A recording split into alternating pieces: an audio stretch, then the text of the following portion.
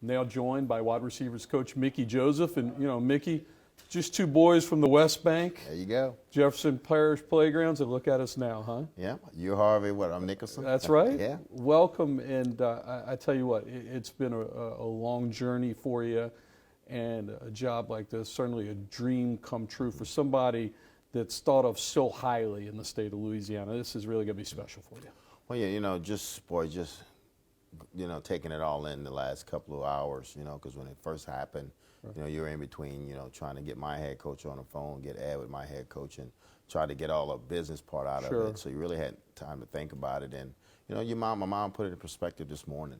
She said, you know what, you've been out there doing it for 20 plus years, and I never heard you complain about a job, and I never heard you run and chase another job. I always hear you say, I'm going to work this job like it's my last job, right. And she said, and it paid off for you. And like I was telling Coach Orgeron, what I'm going to bring to the table with you is that I'm going to be loyal to you. I'm going to be loyal to LSU.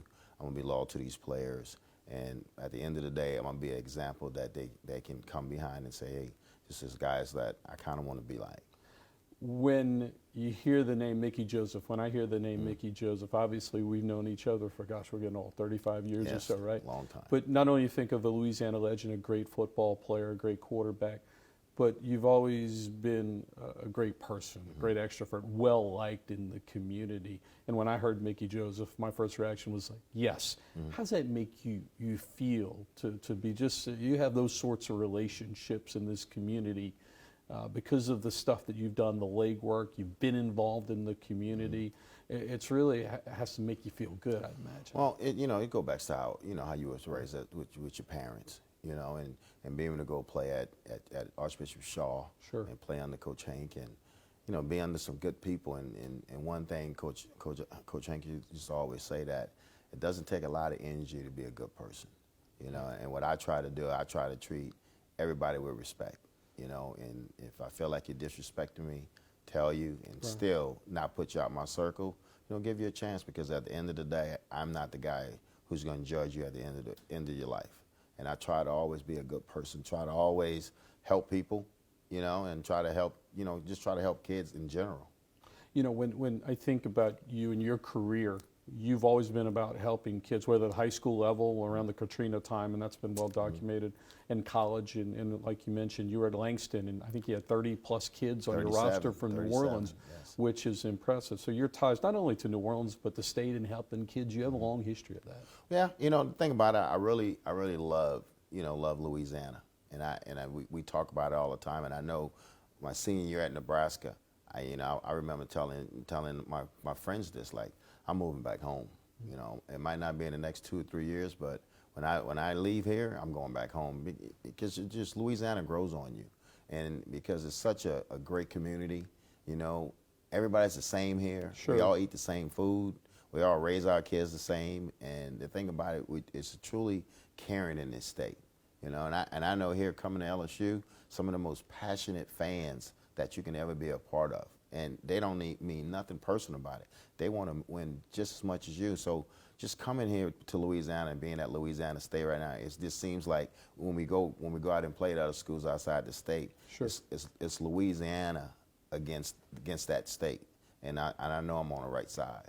It's always an interesting story when you talk about the coaching profession and then you look at yourself and then Coach Ed Orgeron, and you guys have zigzagged and crossed paths for years now. And then this opportunity comes, and that's why you keep building bridges. And so talk about your relationship with Coach Orgeron. Well, Coach Orgeron, he used to come to Shaw all the time with Coach Jenkins. They used to always hang out, and when you was on the road recruiting and you was at a school that didn't have a big budget, and you had to eat lunch, you found Coach O. Right. You found Coach Jenkins, and they take you out to eat, and they keep you with them, and they show you the work of the land, and showed you how to do it, and hey, just how you need to build this relationship. So we always had a lot of respect, my family, a lot of respect for Coach Orgeron, and had a lot of respect for Coach Jenkins. My family, truly, and I tell people this, Coach Jenkins had a chance to recruit me. Yeah. And I mean, at the end of the day, he was the one saying, hey, a 5'9" quarterback's not going to play in the NFL. Well, my mama understood it. My dad didn't. Yeah.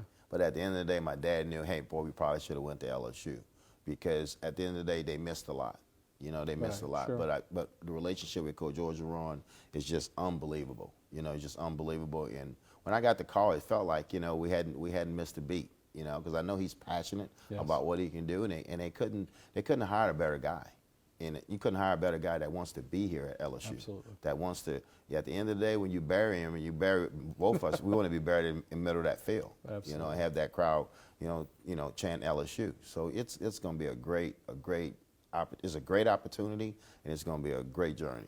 Last question for you. In your press conference, you said something really hit home with me. Technique at the wide receiver position as we move on the field. And you know, in this conference, that if you're going to be successful in the pass game, you're going to have to get off the line of scrimmage, and you're going to have to beat man coverage. Yes, and and that's the big thing. When you have kid on this side of the ball offense and this side of the ball on defense, and they're both pretty good players, what separates them is that one of them's tougher than the other one, and one of them's going to use technique. And that's one thing I'm preaching, that we're going to be tough as receivers. You know, we're going to be tough. We're going to stick our nose in there. We're going to block. We're going to stick our nose in there. We're going to block. And I'm going to keep telling them that over and over again, because as far as teaching them how to get off the line of scrimmage, that's not going to be very hard, because they're very athletic. And then my thing is not to overcoach them. Gotcha. Let them use their athleticism. Let them do what they normally do. But to also break them down individually. You know, probably don't coach them all the same. Like this one might need this one. This might need this, you know, just break them down and have, okay, this is what we need to work on with you today.